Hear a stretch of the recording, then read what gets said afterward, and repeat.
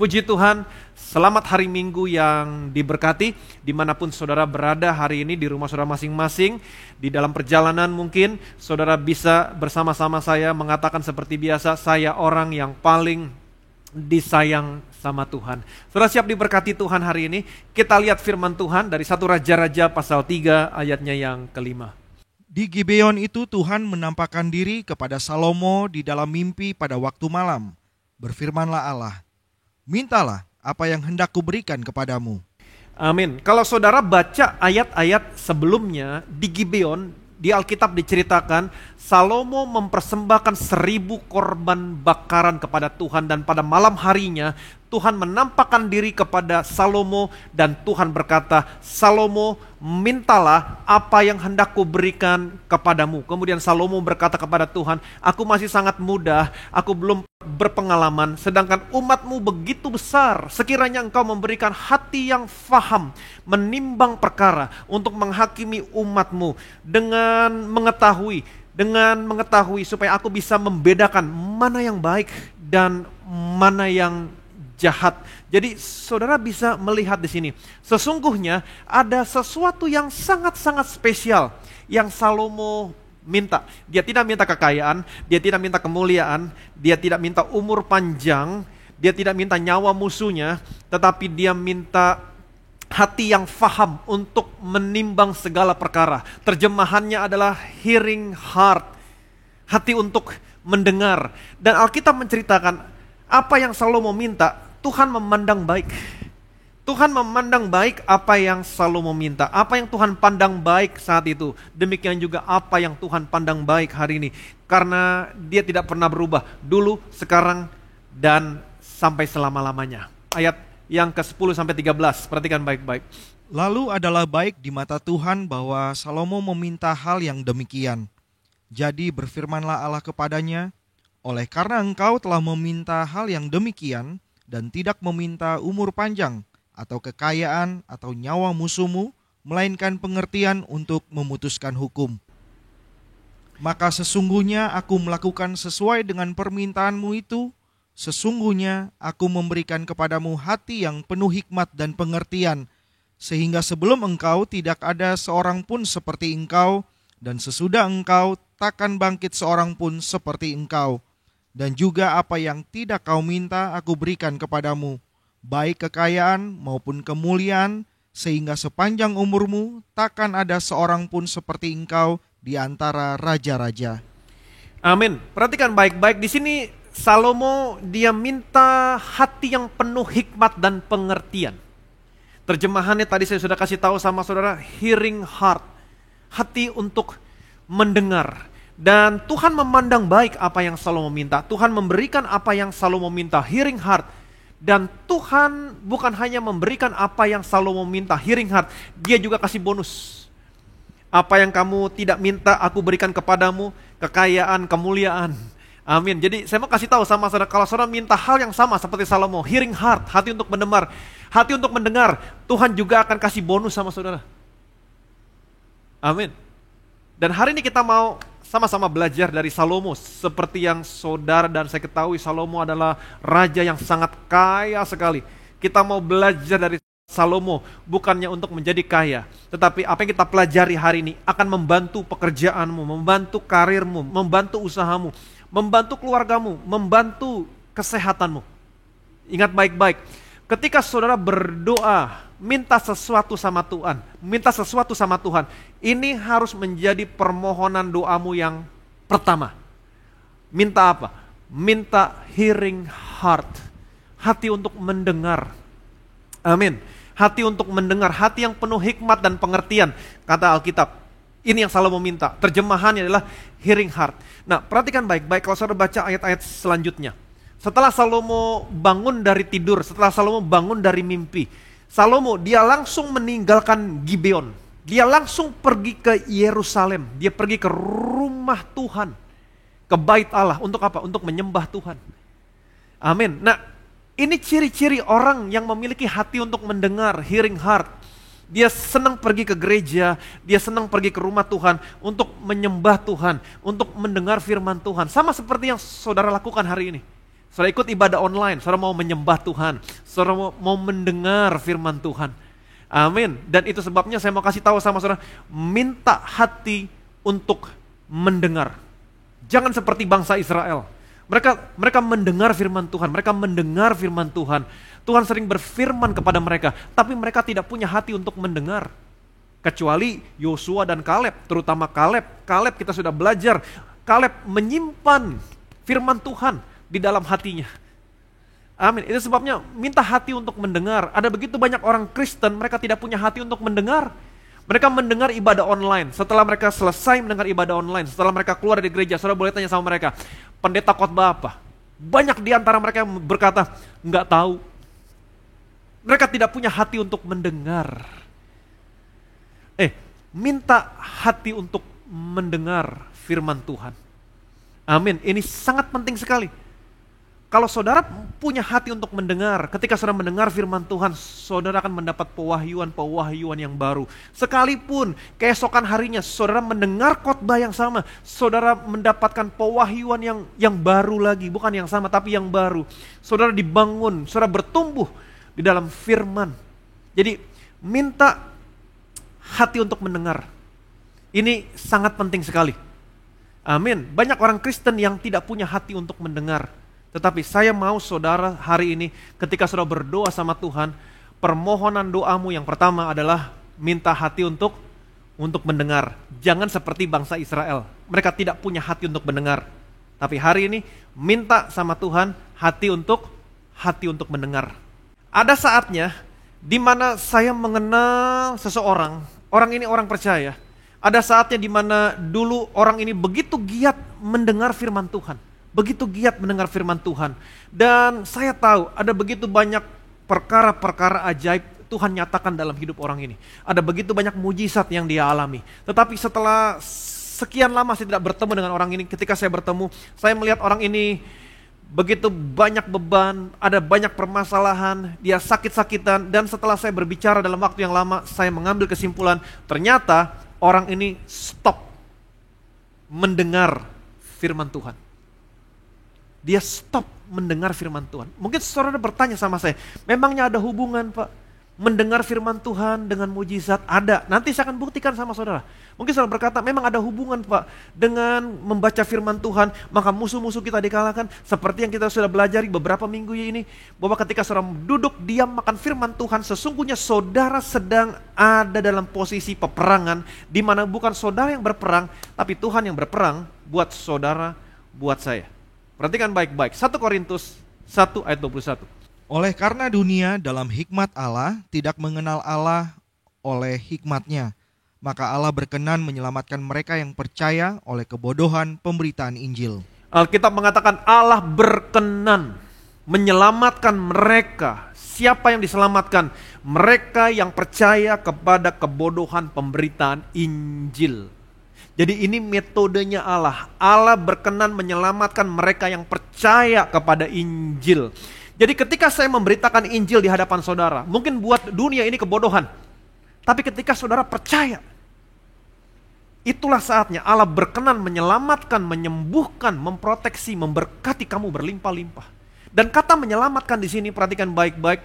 Dalam bahasa Yunani, kata bendanya adalah soteria, kata kerjanya adalah soso. Yang artinya to make well, to rescue from danger, to prosper. Amin. Dan kalau saudara perhatikan baik-baik dalam perjanjian baru, ketika ada orang disembuhkan, maka terjemahannya adalah soso, disembuhkan. Amin. Allah berkenan menyelamatkan mereka yang percaya kepada kebodohan pemberitaan Injil. Jadi ketika saudara mendengar Injil, ketika saya memberitakan Injil, ketika saudara percaya, apa yang terjadi? Tuhan akan menyelamatkan saudara. Tuhan akan menyembuhkan saudara. Tuhan akan memproteksi saudara. Tuhan akan memberkati kamu berlimpah-limpah. Amin. Kalau saudara perhatikan baik-baik di dalam perjanjian baru, banyak orang berpikir bahwa mereka datang kepada Yesus untuk disembuhkan. Bukan. Tapi kalau saudara pelajari baik-baik, sesungguhnya mereka datang untuk mendengar. Amin.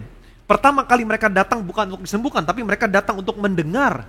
Yesus memberitakan kabar baik, mereka berbondong-bondong datang, mereka mendengar, kemudian mereka disembuhkan. Amin. Jadi ini metodenya Allah. Datang, diselamatkan. Datang, mendengar, diselamatkan. Datang, mendengar, disembuhkan.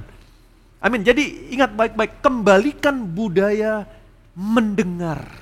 Minta hati untuk mendengar. Kemudian kembalikan budaya mendengar. Allah berkenan menyelamatkan mereka yang percaya kepada pemberitaan Injil. Ketika saudara mendengar, saudara percaya, Allah berkenan menyelamatkan saudara. Saudara masih ingat perumpamaan tentang seorang penabur? Matius pasal 13. Karena itu, dengarlah arti perumpamaan penabur itu. Kepada setiap orang yang mendengar firman tentang kerajaan sorga, tetapi tidak mengertinya, datanglah si jahat dan merampas yang ditaburkan dalam hati orang itu. Itulah benih yang ditaburkan di pinggir jalan. Itulah benih yang ditaburkan di pinggir jalan. Apa maksud benih yang ditabur di pinggir jalan? Benih yang ditabur di pinggir jalan adalah orang yang mendengar dan tidak mengerti. Sekali lagi saya ulangi. Benih yang ditabur di pinggir jalan berbicara tentang orang yang mendengar firman tetapi dia tidak mengerti. Kenapa? Karena tidak memiliki hati untuk mendengar. Ada begitu banyak orang Kristen datang ke gereja, ada begitu banyak orang Kristen duduk dengar firman Tuhan, ibadah online, tapi nggak mengerti. Dan yang sangat disayangkan, ketika mereka tidak mengerti, mereka memiliki sikap yang masa bodoh. Ya udah, kalau gua nggak ngerti, ya udah, lewat begitu aja. Saya nggak tahu nih pendeta ngomong apa, udah biarin dia, terserah dia mau ngomong apa. Mereka memiliki sikap yang masa bodoh. Artinya apa? Mereka tidak memiliki hati untuk mendengar.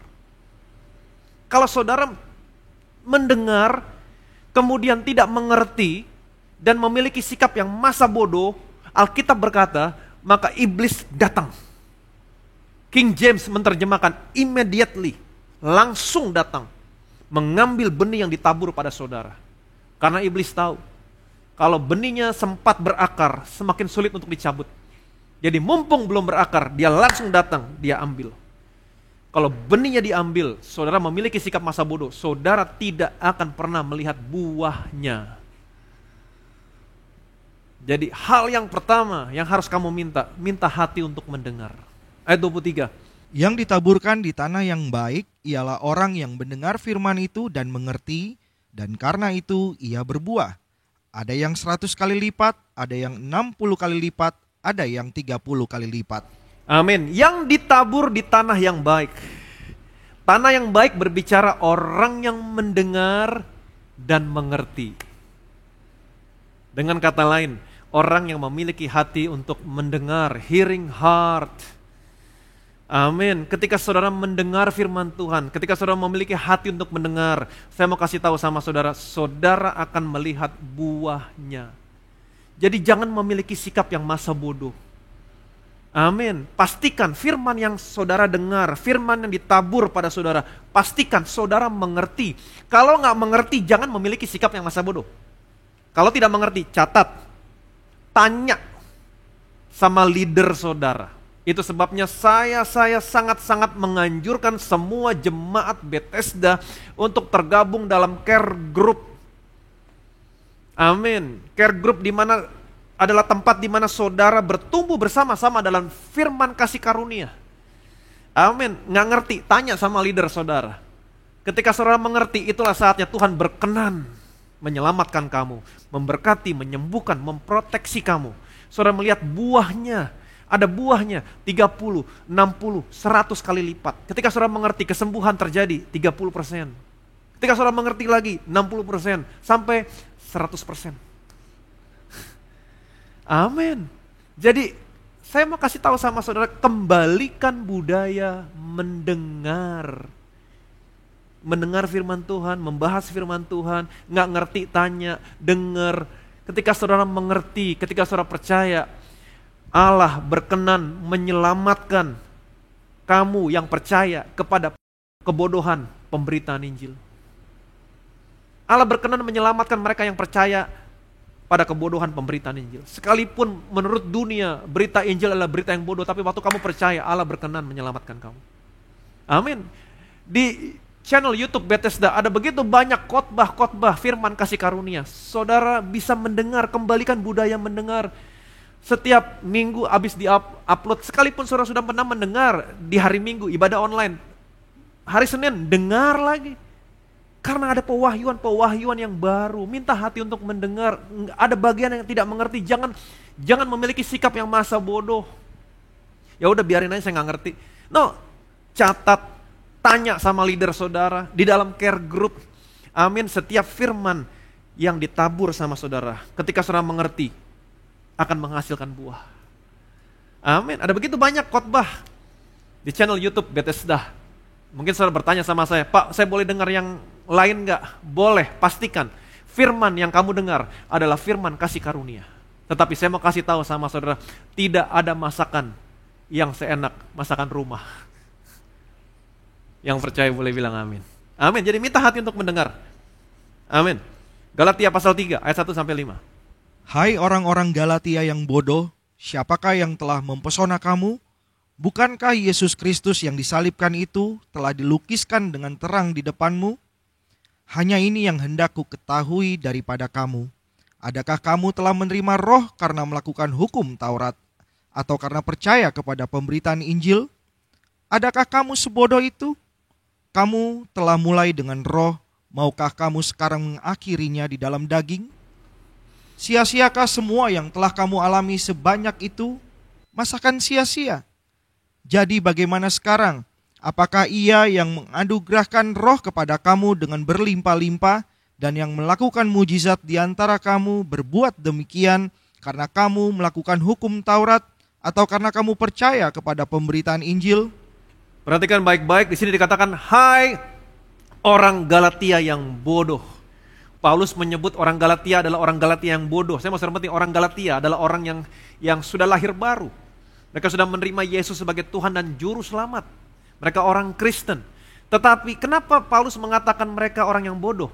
Karena setelah Paulus meninggalkan mereka, ada beberapa orang yang datang sama mereka dan berkata, kamu memang sudah diselamatkan, tetapi kamu masih harus hidup di bawah hukum Taurat. Perhatikan baik-baik.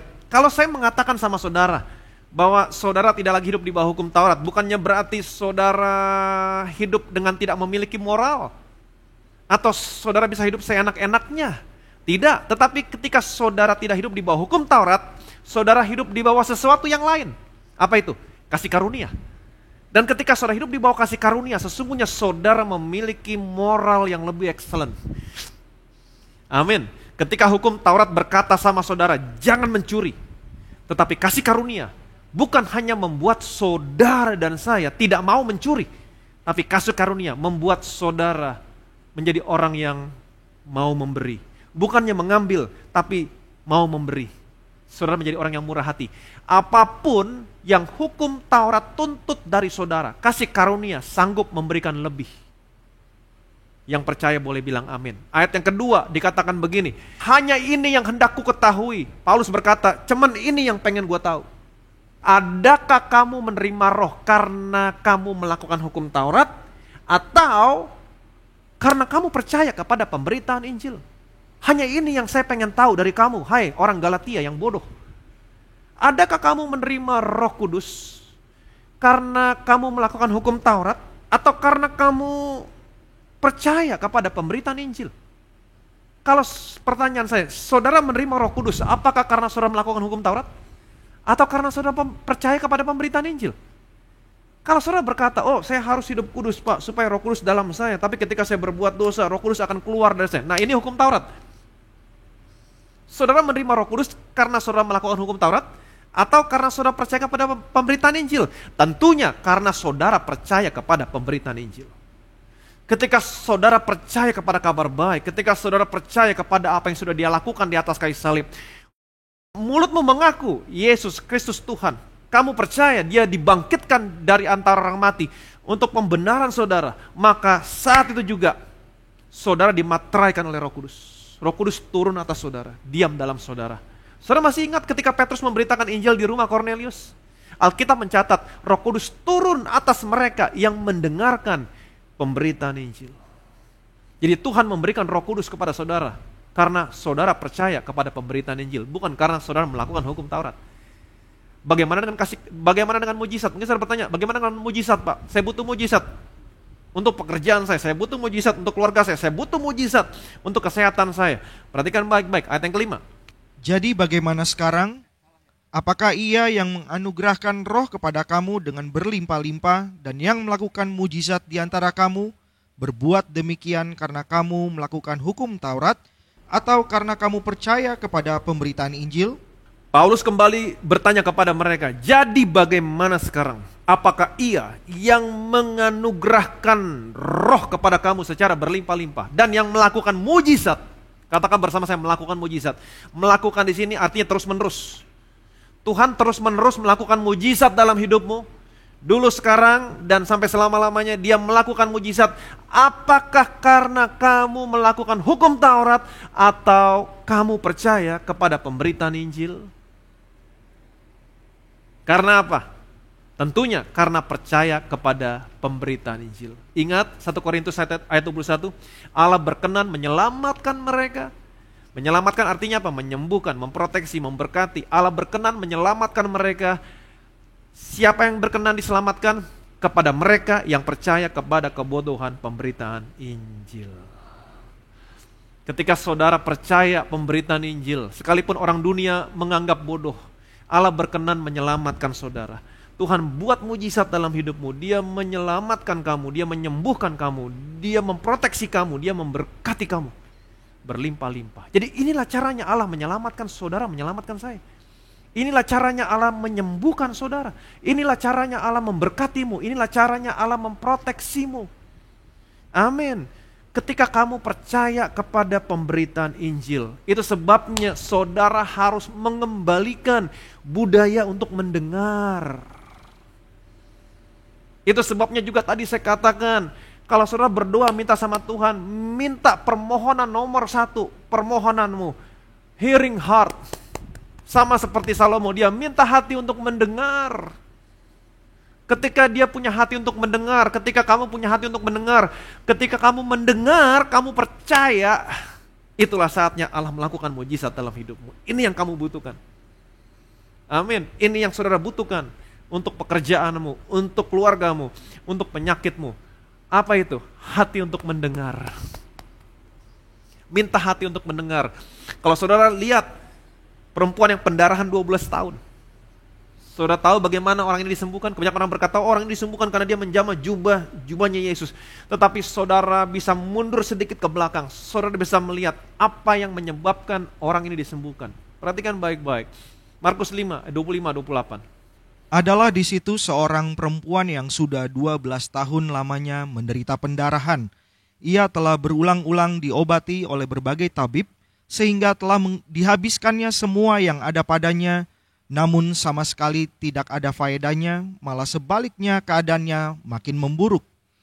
Dia sudah mendengar berita-berita tentang Yesus, maka di tengah-tengah orang banyak itu ia mendekati Yesus dari belakang dan menjamah jubahnya, sebab katanya, asal kujamah saja jubahnya, aku akan sembuh. Di sini diceritakan ada seorang perempuan yang sudah pendarahan selama 12 tahun. Dia sudah diobati oleh berbagai tabib, tapi keadaannya bukannya semakin baik, tapi semakin parah. Dan dia sudah menghabiskan apa yang dia miliki. Jadi perempuan ini, perhatikan baik-baik, sudah miskin, bangkrut, dan keadaannya bukan tambah baik, tapi semakin buruk. Ayat yang ke-27. Di sini dikatakan, dia sudah mendengar berita-berita tentang Yesus. Dia sudah mendengar. Katakan bersama saya, mendengar. Mendengar merupakan awal kesembuhan dari perempuan ini. Dia mendengar berita-berita tentang Yesus. Berita-berita apa yang dia dengar. Mungkin teman-temannya berkata, Mesias sudah datang. Mesias datang. Iya, saya melihat. Mesias membuka mata orang buta yang sejak lahir. Mesias mentahirkan orang kusta. Tidak ada orang kusta yang tahir selama ini di antara kita. Tapi dia mentahirkan orang kusta. Mesias sudah datang, ya Mesias datang. Betul, sebagaimana Nabi berkata, kalau Mesias datang, ada kesembuhan di sayapnya. Dan dia tahu, dia mendengar Mesias datang dan dia tahu ada kesembuhan pada sayapnya. Itu sebabnya dia berkata, asalku jamah jubahnya, aku pasti sembuh. Apa yang dia dengar, perhatikan baik-baik, apa yang perempuan ini dengar, awal dari kesembuhan. Apa yang dia dengar, memberikan kekuatan, membangkitkan imannya, bahkan memberikan kekuatan kepada dia. Memiliki keberanian, datang sama Yesus, menjamah jubahnya. Dan perempuan ini disembuhkan. Awalnya mendengar. Amin. Mendengar, datang, sembuh. Jadi betapa pentingnya saudara memiliki hati untuk mendengar. Minta hati untuk mendengar. Amin. Ketika saudara mendengar, saudara percaya Tuhan berkenan menyelamatkan saudara. Saudara mendengar, saudara percaya Tuhan berperang buat saudara. Yang percaya boleh. Itu sebabnya kita sudah banyak belajar lehem, makan firman Tuhan. Ketika saudara makan firman Tuhan, duduk, Tuhan berperang buat saudara. Tuhan berkenan menyelamatkan kamu. Amin. Satu cerita lagi, perhatikan baik-baik. Kisah Para Rasul 14 ayat 8-10. Di Listra ada seorang yang duduk saja karena lemah kakinya dan lumpuh sejak ia dilahirkan dan belum pernah dapat berjalan. Ia duduk mendengarkan ketika Paulus berbicara, dan Paulus menatap dia dan melihat bahwa ia beriman dan dapat disembuhkan. Lalu kata Paulus dengan suara nyaring, "Berdirilah tegak di atas kakimu." Dan orang itu melonjak berdiri lalu berjalan kian kemari. Di sini diceritakan ada seorang yang lumpuh sejak lahir. Di Listra ada seorang lumpuh yang sejak lahir dia belum pernah berjalan. Lumpuh sejak lahir. Dia duduk mendengarkan Paulus. Pertanyaan saya, question. Apa yang dia dengar dari Paulus? Ayat yang ketiga. Paulus dan Barnabas tinggal beberapa waktu lamanya di situ. Mereka mengajar dengan berani karena mereka percaya kepada Tuhan. Dan Tuhan menguatkan berita tentang kasih karunia-Nya dengan mengaruniakan kepada mereka kuasa untuk mengadakan tanda-tanda dan mujizat-mujizat. Amin. Di sini dikatakan dan Tuhan menguatkan berita tentang kasih karunia-Nya. Perhatikan baik-baik. Dan Tuhan menguatkan berita tentang kasih karunia-Nya dengan mengaruniakan kepada mereka, Paulus, Barnabas, kuasa untuk mengadakan tanda dan mujizat. Dan Tuhan menguatkan berita tentang kasih karunia-Nya. Jadi, perhatikan baik-baik. Apa yang orang lumpuh ini dengar? Berita tentang kasih karunia. Injil kasih karunia. Apa yang Paulus beritakan? Berita tentang kasih karunia. Apa yang Tuhan lakukan? Tuhan menguatkan berita tentang kasih karunia-Nya. Amin. Allah berkenan menyelamatkan mereka yang percaya kepada kebodohan pemberitaan Injil. Sekali lagi saya ulangi. Di Listra ada seorang yang lumpuh sejak lahir. Dia hanya duduk mendengar apa yang Paulus beritakan. Apa yang Paulus beritakan? Apa yang orang ini dengar? Dia mendengar berita tentang kasih karunia. Apa yang Paulus beritakan? Paulus memberitakan Injil kasih karunia. Ketika Paulus memberitakan Injil kasih karunia, ketika orang ini mendengar dan Paulus melihat dia punya iman, dia percaya. Apa yang Allah lakukan? Allah mengaruniakan. Amin. Kuasa, tanda, mujizat kepada Paulus, kepada Barnabas. Allah berkenan menyelamatkan mereka. Amin. Orang ini mendengar, Paulus memberitakan, ketika orang ini percaya, perhatikan baik-baik, Allah menguatkan berita yang Paulus beritakan dengan mujizat dan tanda yang ajaib. Jadi sekali lagi saya ulangi, kembalikan. Yuk, kita kembalikan budaya mendengar firman Tuhan. Kembalikan. Amin. Perempuan itu mendengar berita-berita tentang Yesus. Sekarang ada begitu banyak berita-berita tentang Yesus. Zaman dulu mereka begitu sulit. Nggak ada teknologi, mereka mendengar dari mulut ke mulut. Terbatas. Tapi sekarang ada puji Tuhan untuk teknologi, puji Tuhan untuk internet. Karena internet ada YouTube, ada Spotify, ada joke, ada segala macam. Di situ ada banyak berita-berita tentang Tuhan Yesus. Amin. Puji Tuhan untuk teknologi. Tapi sekarang kebanyakan orang Kristen mempergunakan teknologi. Chatting berjam-jam, browsing berjam-jam, hal-hal yang tidak baik. Jangan biarkan teknologi merampok saudara. Tapi gunakan teknologi untuk membantu saudara. Amin. Ada begitu banyak berita-berita tentang Yesus. Kembalikan budaya untuk mendengar. Amin. Hal yang pertama yang harus saudara minta. Ingat, dunia semakin lama semakin gelap. Saudara butuh kuasa Tuhan. Saudara butuh mujizat Tuhan. Jadi yang saudara minta, ingat baik-baik. Yang saudara minta adalah jangan minta berkat, yang pertama kali saudara boleh minta berkat, minta perlindungan. Saya setiap hari minta perlindungan Tuhan, saya memproklamasikan Mazmur 91. Tapi yang pertama yang harus menjadi permohonan doamu, hearing heart. Minta hati untuk mendengar. Ini permohonan doa nomor 1, minta hati untuk mendengar, hearing heart. Amin. Ketika saudara punya hati untuk mendengar, maka saudara akan menjadi orang yang suka mendengar. Amin. Dengar firman Tuhan, selalu dengar firman Tuhan, waktumu dihabiskan dengan firman Tuhan. Dan ini yang luar biasa, ketika saudara mendengar, saudara percaya, waktu saudara percaya, Tuhan akan menguatkan berita kasih karunia yang saudara percaya dengan mujizat, dengan kuasa, dengan tanda yang heran. Amin. Allah berkenan menyelamatkan mereka yang percaya kepada kebodohan pemberitaan Injil. Duduk, diam, dengar. Amin. Allah akan menguatkan berita yang saudara dengar. Dia berperang buat saudara. Dia berjalan depan saudara. Dia menutup barisan di belakangmu. Dia menudungi kamu dengan kepak sayapnya. Dia berperang buat kamu. Dia berkenan menyelamatkan kamu. Dia berkenan menyembuhkanmu. Dia berkenan memproteksimu. Dan saudara akan melihat kemenangan demi kemenangan yang berasal daripada Tuhan. Bukan kamu yang berperang, Tuhan yang berperang buat kamu. Yang percaya boleh bilang amin. Minta hati untuk mendengar. Bilang sama kiri kanan saudara, minta hati untuk mendengar. Hearing heart. Ini budaya nomor. Kembalikan budaya ini. Kembalikan budaya. Budaya mendengar.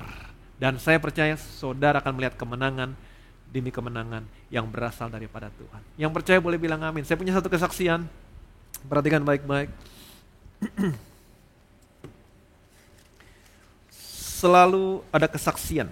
Karena di mana firman kasih karunia diberitakan, di situ Tuhan menguatkan beritanya dengan mujizat, dengan tanda. Shalom. Kesaksiannya datang dari Ibu Rosemary Medan. Shalom.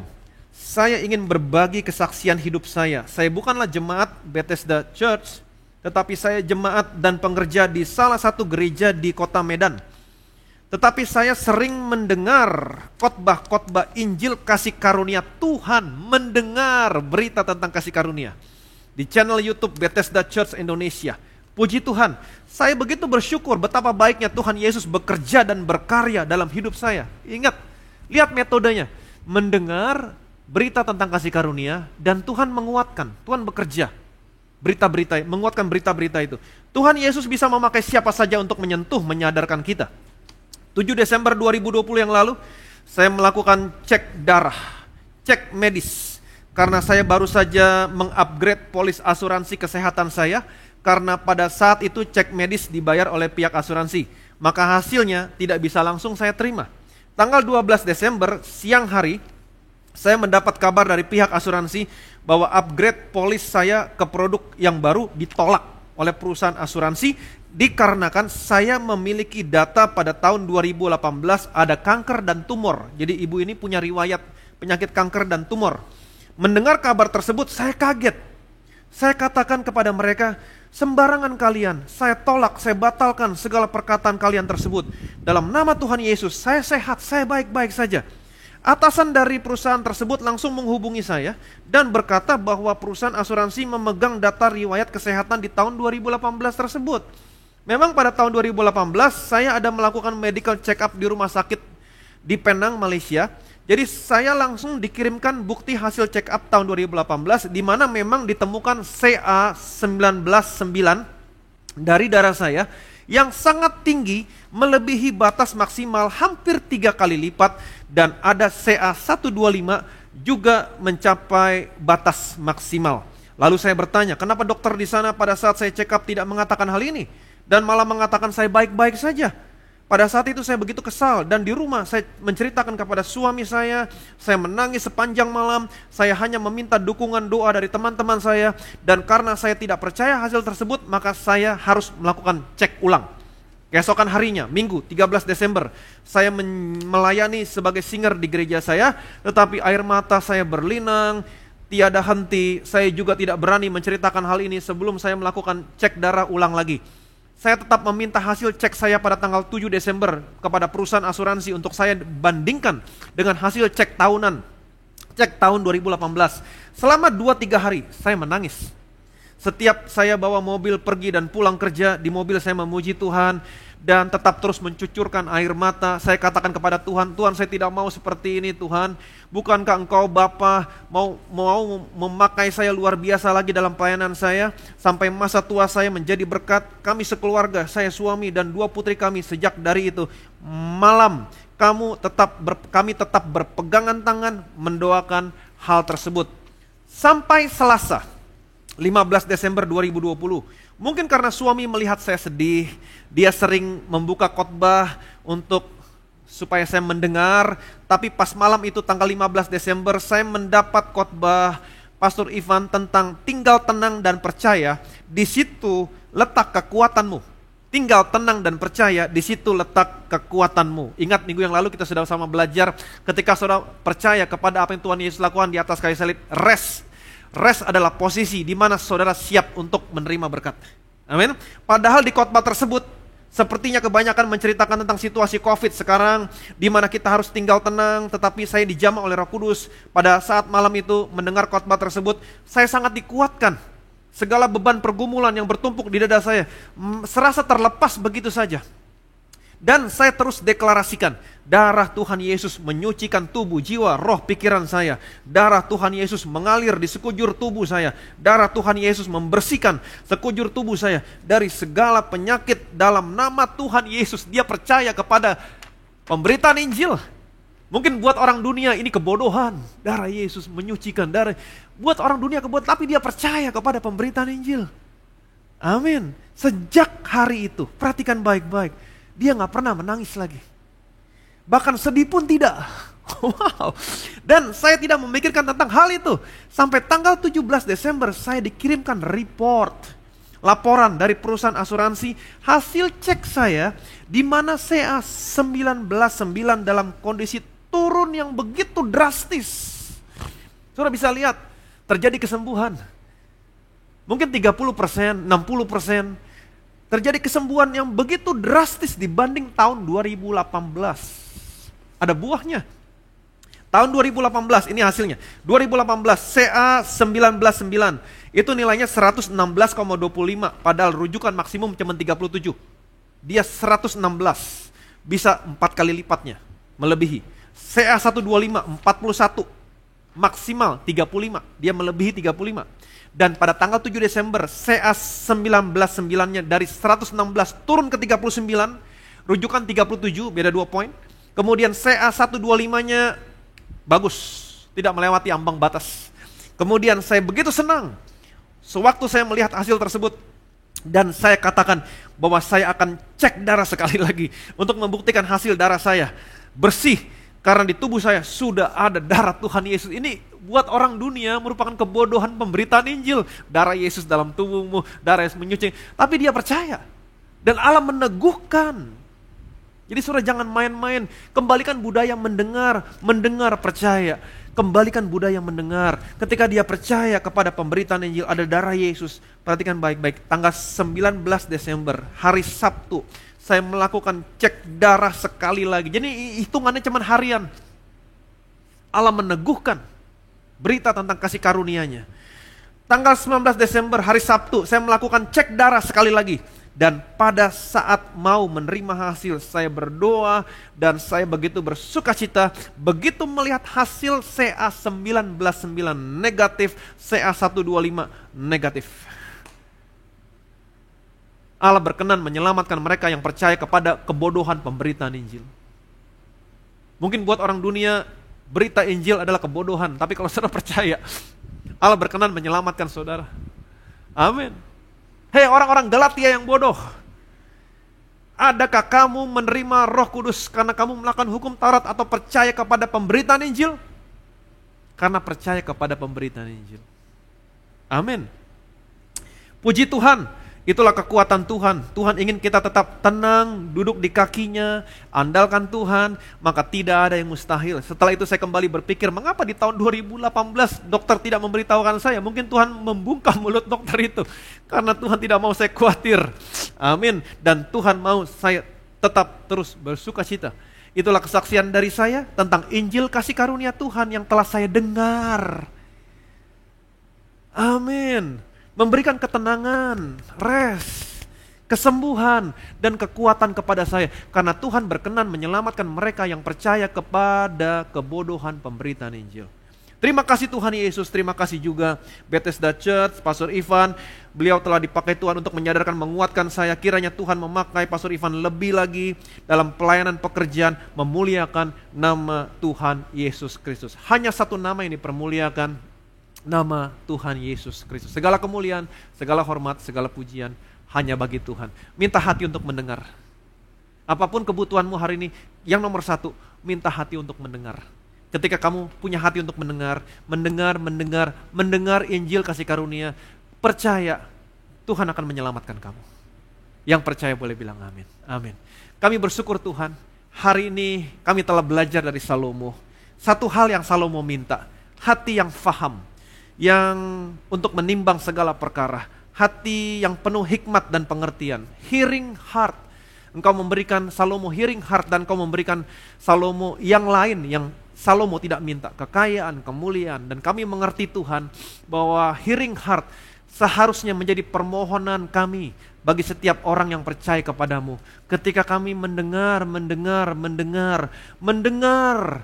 sekalipun dunia menganggap berita yang kami dengar adalah kebodohan, tetapi ketika kami percaya Injil kasih karunia, maka Engkau berkenan menyelamatkan kami. Engkau berkenan menguatkan berita yang kami dengar, yang kami percaya dengan mujizat dan tanda-tanda yang heran. Maka kami percaya Tuhan, biarlah hari ini setiap anak-anak-Mu dimanapun mereka berada, ketika mereka mendengar pemberitaan Injil yang sekalipun buat orang dunia ini adalah kebodohan, tapi ketika mereka percaya, hari ini juga Tuhan, seperti orang yang lumpuh di Listra, seperti perempuan yang pendarahan 12 tahun, biarlah berita yang mereka dengar hari ini, Engkau akan menguatkan berita-berita ini dengan mujizat, dengan tanda, dengan kuasa yang heran. Engkau akan menyelamatkan mereka, Engkau menyembuhkan mereka, Engkau memproteksi mereka, dan Engkau memberkati mereka berlimpah-limpah. Segala kemuliaan, segala hormat, segala pujian hanya bagi nama Tuhan.